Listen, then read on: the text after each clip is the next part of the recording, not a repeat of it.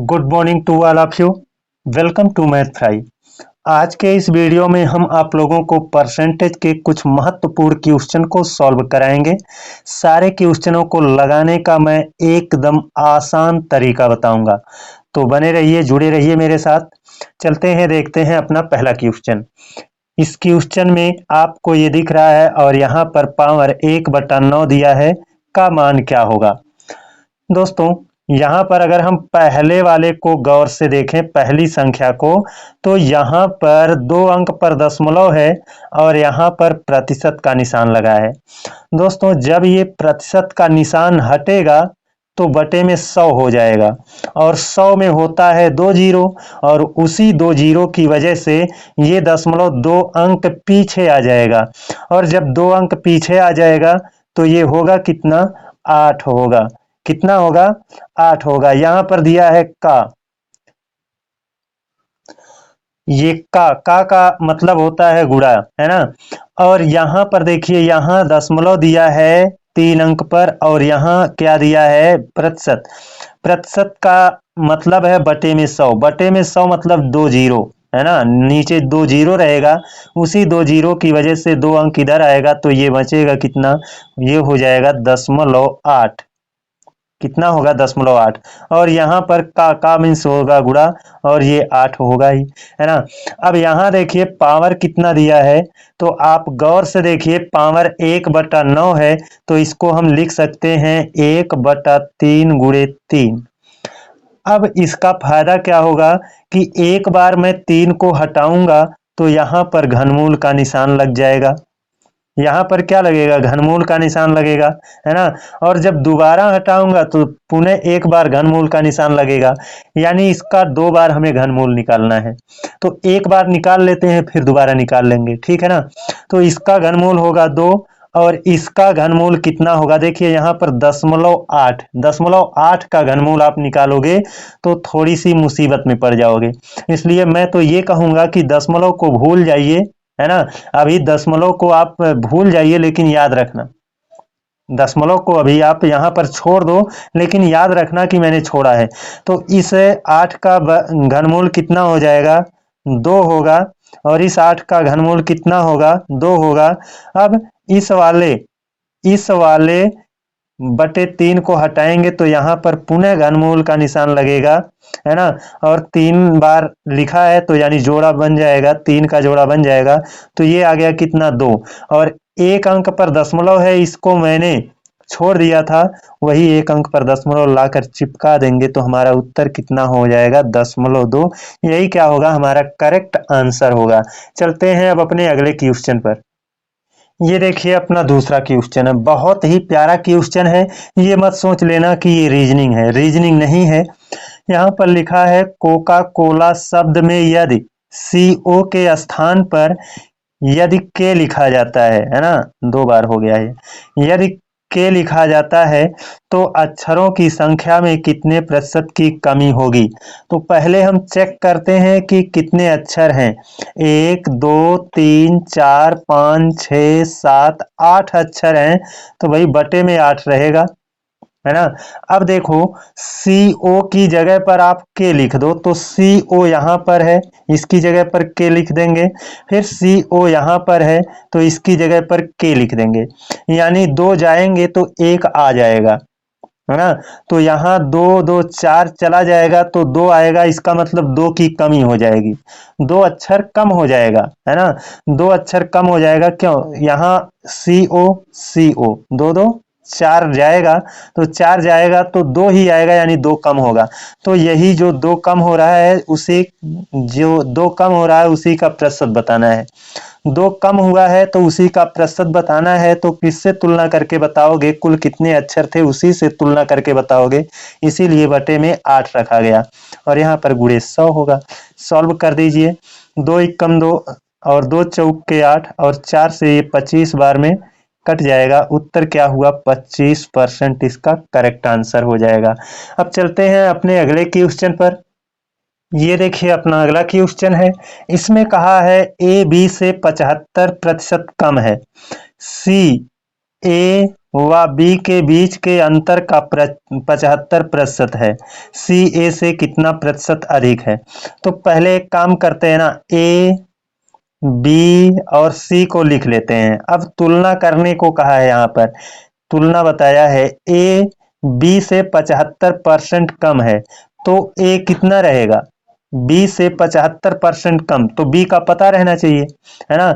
ए कितना रहेगा, बी से 75% कम रहेगा, तो बी को मैंने मान लिया 100। तो देखो टोटल 100 होता है, 100 में से 75% निकाल दोगे तो बचेगा कितना, 25। यानी ए कितना है, बी से 75% कम है, तो बी को मान लिया 100, 100 में से 75 निकाल देंगे तो 25 हुआ। ठीक, अब कह रहा है सी ए व बी के बीच अंतर का 75% है, सी कितना रहेगा, तो देखेंगे सी कितना रहेगा। कहा है ए व बी के बीच के अंतर का 75%, ए और बी के बीच अंतर जो है वो कितने का है, 75 का है ना। कितने का है, 75 का। और 75 का 75% कह रहा है, 75 का 75% कह रहा है, यानी बटे 100। तो ये 25 तिया 75 और ये 25 चौके क्या हो जाएगा, 100। 25 चौके 100।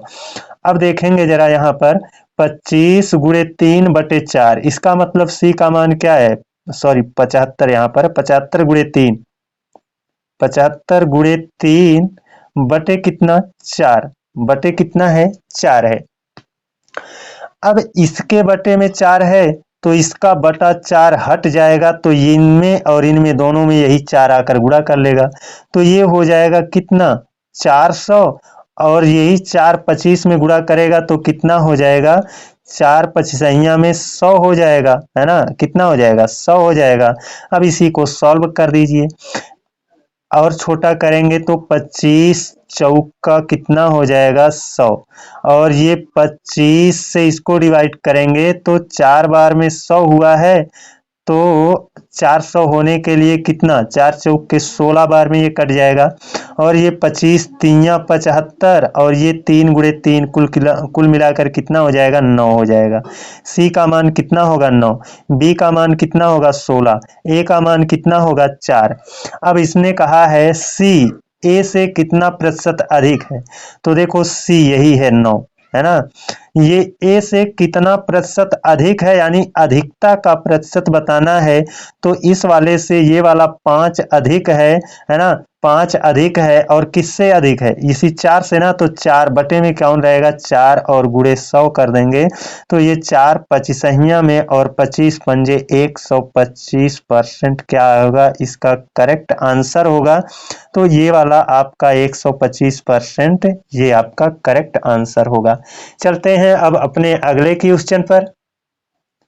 देखिए इसमें कहा है एक संख्या के 38% और उसी संख्या के 22% के बीच का अंतर 3200 रुपया है, उस संख्या का 15.5% कितना है।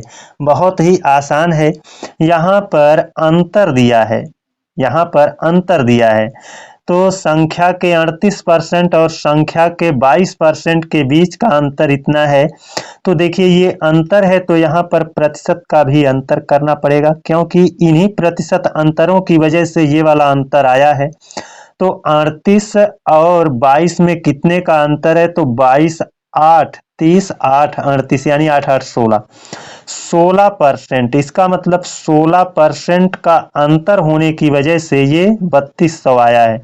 तो 16% बराबर तुम्हारा 3200 हुआ। भाई यहाँ इन प्रतिशतों में अंतर होने की वजह से ही तो ये इतने का अंतर है, तो इनमें अंतर कितना है, 16 का, और ये वाला तो अंतर है ही है। 16% माने इतना है, 16% माने इतना है, तो हमको क्या बताना है, 15.5%, 15.5% का मान बताना है। जरा गौर से देखना दोस्तों, 16% का मान इतना है, अगर आधा परसेंट का मान पता हो जाए और वही आधा परसेंट हम यहाँ से निकाल दें, तो ये 15.5 बन जाएगा, है ना। अगर 16 माने, यहाँ पर देखो ये दोनों जीरो छोड़ो, अभी 16 माने अगर 32 है, यानी ये 16 का डबल है, तो एक माने कितना होगा, एक माने हो जाएगा तुम्हारा 2, यानी 200, है ना। 16% माने कितना, 3200, तो 16 का ये डबल है 32, और 1 माने क्या होगा, 1 का डबल 2 होगा यानी 200। जब 1 माने 2 होगा तो बताइए 15.5 बताना है ना, तो आधा माने कितना होगा, आधा माने 100 होगा। 1 का मतलब 200, तो आधा माने 100 होगा, यानी 100 कम कर देंगे, यहाँ से आधा % कम करेंगे तो ये हो जाएगा 15.5, है ना, परसेंट। और आधा % माने 100 रुपया, और यही 100 घटा देंगे तो ये कितना हो जाएगा, 3100 हो जाएगा। कितना हो जाएगा, 3100 हो जाएगा, है ना। मैं इसको कैलकुलेटिव नहीं बनाना चाहता था, है ना, इसी वजह से इस तरह से लगाया। अदरवाइज इसको ऐसे भी लगाया जा सकता है कि ये तुम्हारा 3200/16, है ना, और गुणे कितना हो जाएगा, ये 3200/16 गुणे कितना हो जाएगा, 15.5। 15.5 माने 15.5। इसको इस तरह से कैलकुलेट कर सकते हैं, है ना, इसको इस तरह से कैलकुलेट कर सकते हैं, तब भी कोई दिक्कत नहीं है। तो आपका उत्तर कितना हो चुका है, 3100, तो आपका ऑप्शन ए सही है। आज के लिए बस इतना ही। हमारा वीडियो कैसा रहा, लगाने का समझाने का तरीका कैसा रहा, एक बार कमेंट करके जरूर बता दिया करो दोस्तों, है ना। आपके कमेंट का हमको इंतजार रहता है। आपके सपोर्ट और आपके कमेंट, आपके लाइक की वजह से मैं यूट्यूब पर टिका हूँ। तो आप लोग सपोर्ट करिए और लाइक करिए, चैनल को सब्सक्राइब करिए।